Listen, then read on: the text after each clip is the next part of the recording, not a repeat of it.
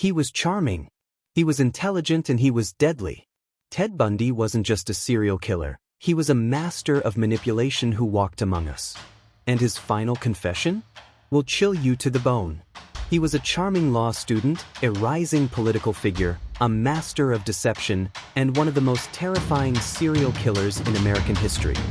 This is the horrifying true story of Ted Bundy, the man who terrorized a nation, eluded capture, and left behind a trail of unimaginable horror.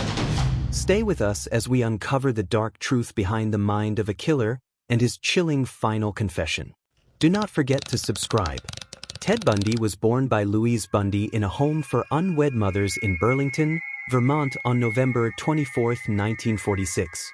His name was Theodore Robert Cowell, but his life began with a lie. He was raised believing his mother was his sister and his grandparents were his parents because his mother was unwed at the time.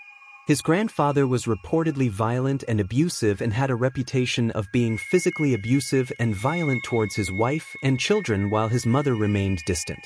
This created a toxic home environment for Ted and exposed him to anger, depression, and domestic violence.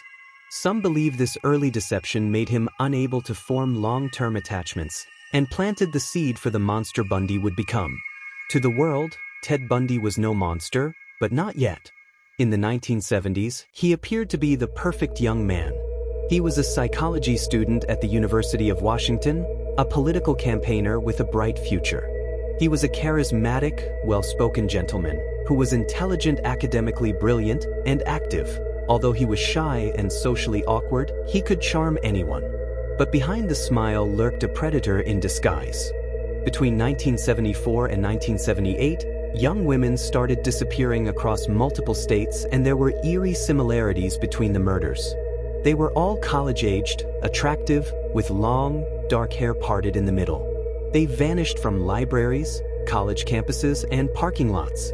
There was no sign of forced entry, no struggle, and it was as if they simply vanished.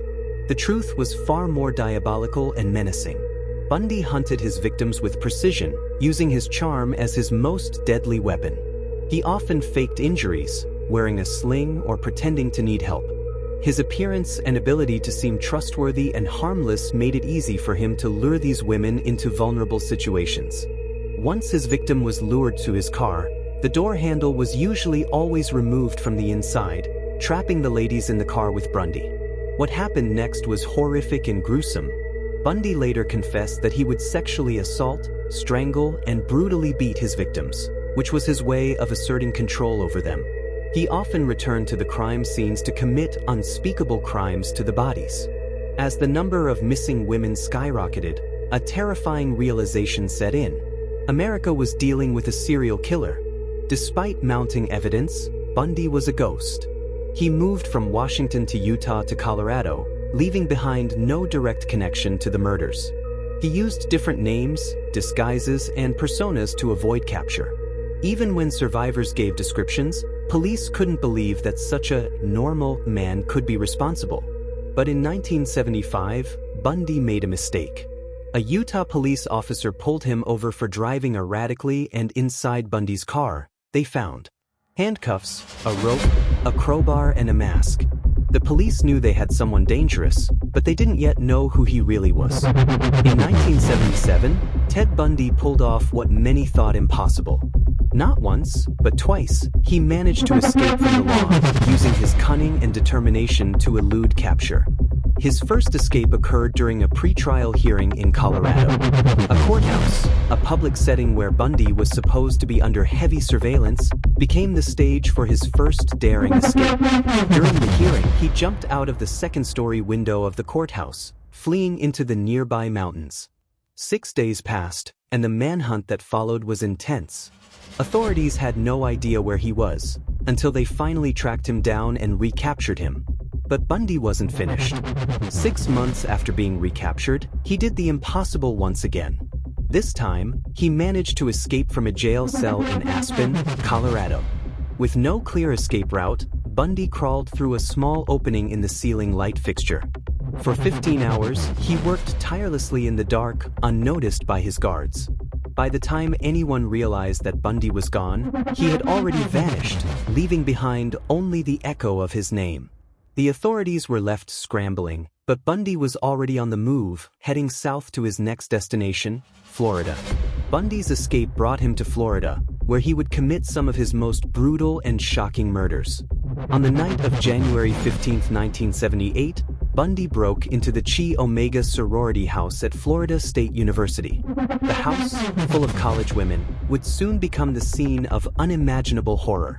Within 15 minutes, Bundy had bludgeoned 2 women to death with a wooden log he found in the sorority house. He then brutally attacked 2 more, leaving them barely alive. The women, Margaret Bowman and Lisa Levy, were left lifeless in their rooms while their roommates, one of whom was severely injured but survived, heard the horrifying sounds. Despite the chaos and horror he left behind, Bundy managed to escape undetected, blending into the night like a ghost. His methodical approach, leaving little to no evidence, continued to baffle the police. The brutality of the attack sent shockwaves through the university and the nation. Bundy had struck again, and this time, the impact was devastating. But Bundy's reign of terror didn't end with the Chi Omega murders. On February 9, 1978, less than a month later, Bundy abducted and murdered Kimberly Leach, a 12-year-old girl from Lake City, Florida. She was walking home from school when Bundy, ever the predator, struck again. This time, however, he left behind crucial evidence. Bundy's actions were starting to catch up with him. For the first time, Bundy left behind a set of fingerprints at the scene of his crime. But it wasn't just the fingerprints. There was a witness. Someone had seen him near the scene. This would be the beginning of the end for Bundy. The police now had something concrete to follow, and the net was slowly tightening around him. As the investigation into Kimberly Leach's disappearance ramped up, Bundy's name came up in connection to other killings. The Florida authorities now had Bundy in their sights. Days later, he was arrested in Pensacola, Florida, after a traffic stop. The man who had been on the run for years was finally caught. But what was yet to come would be the shocking revelation of his true identity and the extent of his crimes. Bundy's arrest marked the beginning of the end for one of America's most notorious serial killers. With his capture, the full scope of his crimes was revealed. Over 30 women across multiple states, each victim tragically similar in their vulnerability and fate. The man who had once been a charming law student and political campaigner was now exposed as a cold-blooded killer who had eluded justice for years. Bundy's trial in 1979 was the first nationally televised trial in U.S. history. He charmed reporters, smiled at cameras, and represented himself in court. He proposed to a woman during the trial, marrying her in front of a shocked jury. But the evidence was overwhelming. Eyewitness testimony, forensic evidence, and Bundy's arrogance sealed his fate. On July 24, 1979, Bundy was sentenced to death by electric chair. Even as he awaited execution, he refused to confess until the very end. Shortly before his execution, Bundy finally spoke. He admitted to killing over 30 women, though experts believe the real number was much higher. He described his murders with cold, disturbing detail. He blamed pornography and an uncontrollable force for his crimes. But he never showed true remorse. On January 24, 1989, at precisely 7:16 a.m., Ted Bundy was executed by electric chair. Outside the prison, crowds cheered. Some even set off fireworks. The reign of terror was over. But the question remains: how many more victims will we never know about?